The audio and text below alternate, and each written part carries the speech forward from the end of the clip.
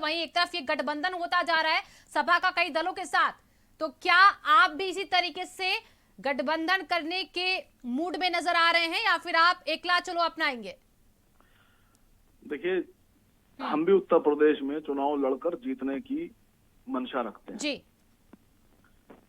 अगर कोई हमारे साथ नहीं आना चाह रहा है तो भी हम चुनाव लड़ेंगे और चुनाव लड़ेंगे भी और जीतेंगे। अब ये अखिलेश जी को तय करने दीजिए कि वो किसके साथ चलना चाहते हैं, किसके साथ नहीं चलना चाहते हैं। हमारे नेता ने तो पहले ही उनको ऑफर दे दिया था जी। अब उनको लगता है कि जैन उनके लिए ज्यादा बेहतर है और मुसलमान ज्यादा बेहतर नहीं है उनके लिए, या हो सकता है उनको ये लगता हो कि जाट उनके साथ नहीं है, जाट जैन चौधरी के साथ है, इसलिए जैन को लेना है। हो सकता हो मुसलमानों को अपनी पार्टी का गुलामी की हद तक गुलाम समझते हो, उनको लगता है कि मुसलमान असद साहब के साथ नहीं है, इसलिए नहीं बात कर रहे हैं। लेकिन ये सच्चाई बोल दूं आपसे कि मुसलमान असद ओवैसी साहब के ही साथ हैं। तो और अगर अखिलेश जी को चुनाव में जीत चाहिए है तो उनको हमको नजरअंदाज नहीं कर सकते वो। अगर उन्होंने मजलिस इत्तेहादुल मुस्लिमीन को, असद ओवैसी साहब को या हम लोगों को नजरअंदाज करने की कोशिश की तो मैं समझता हूँ कि ये दोनों के लिए बेहतर नहीं। तो ये नाराजगी बोल रही है असीम वकार जी आपकी, क्या कि आपके साथ वो नहीं है और आज जयंत के साथ की उनकी तस्वीरें आ गई? देखिए, राजनीति में ना नाराजगी चलती है ना खुशी चलती है। राजनीति में ना नाराज होने से कुछ काम होता है ना खुश होने से काम होता है जी। राजनीति में परिस्थितियां जैसी होती हैं उनके हिसाब से काम किया जाता है और हम भी वैसे ही काम कर रहे हैं जी। चलिए, बहुत बहुत शुक्रिया असीम वकार जी आपका फिलहाल भारत समाचार के साथ जुड़ने के लिए। तो आज की तस्वीर ये बताती है कि 22 के चुनाव में जयंत और अखिलेश एक साथ होंगे, लेकिन सीटें किन किन सीटों पर सहमति होगी अब ये स्थिति स्पष्ट नहीं है। संजय का रुख कर लेते हैं। संजय, क्या अभी दिख रहा है अंदर जो मीटिंग चल रही है? आपने बोला कि मीटिंग काफी लंबी थी, क्या मीटिंग समाप्त हो चुकी है और अंदर से कोई खबर आने वाली है? बिल्कुल शिवांगी, मैं बताऊं कि मीटिंग काफी देर तक चली, करीब 1.5 घंटे तक ये मीटिंग चली है और अब मीटिंग के बाद दोनों ही नेताओं ने अपने ट्विटर हैंडल से उस दोनों को फोटो ट्वीट की है। जयंत चौधरी लिखते हैं कि मतलब बढ़ते कदम, तो वही अखिलेश यादव ने लिखा है जयंत चौधरी के साथ आगे की सियासत और किस तरीके से बदलाव यूपी में होगा, उस बदलाव के संदेश उन्होंने दिए हैं। मीटिंग समाप्त हो चुकी है, ऑफिशियल मीटिंग समाप्त हो चुकी है। अब एक दूसरे का जो मुलाकात का दौर है अनऑफिशियल आम निजी तौर पे वो चल रहा है। कुछ देर बाद माना जा रहा है कि जयंत चौधरी उनके आवास से निकलेंगे करीब 2:07 पर।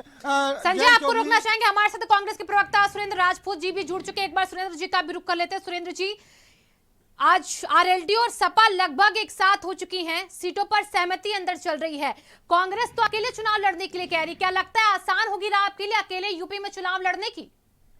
शिवांगी, कांग्रेस का गठबंधन प्रदेश की जनता के साथ है, प्रदेश की जनता के मुद्दों के साथ है, प्रदेश की महिलाओं के साथ है और हम लोगों ने जो प्रतिज्ञाएं श्रीमती प्रियंका गांधी जी के नेतृत्व में की हैं, उन प्रतिज्ञाओं से हमें ऐसा विश्वास है कि कांग्रेस की तरफ जनता अपना आशीर्वाद अभिषिंचित करेगी और निश्चित तौर पर हमें सेवा करने का मौका देगी। जी, यानी कि आपको पूरा विश्वास है कि आप अकेले भी होकर सभी को मात दे देंगे, चाहे समाजवादी पार्टी आरएलडी गठबंधन कर ले या फिर कोई और भी दल आके यूपी में इस वक्त अपना दमखम दिखा दे।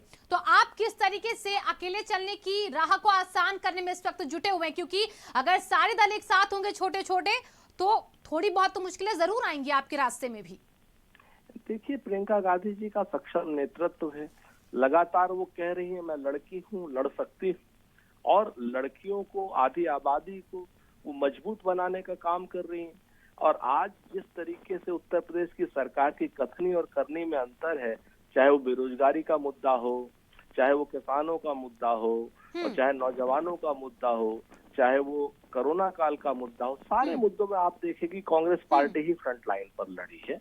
तो श्रीमती प्रियंका गांधी जी का सक्षम नेतृत्व है, उसी में हम लोगों को बहुत उम्मीद है कि निश्चित तौर पर जनता, हमारा और जनता का जो गठबंधन होगा उसी को आशीर्वाद दें। चलिए, बहुत बहुत शुक्रिया आपका सुरेंद्र जी हमारे साथ जुड़ने के लिए। एमएच खान हमारे साथ जुड़ चुके हैं और बसपा के प्रवक्ता भी, एक बार उनका भी रुख करेंगे।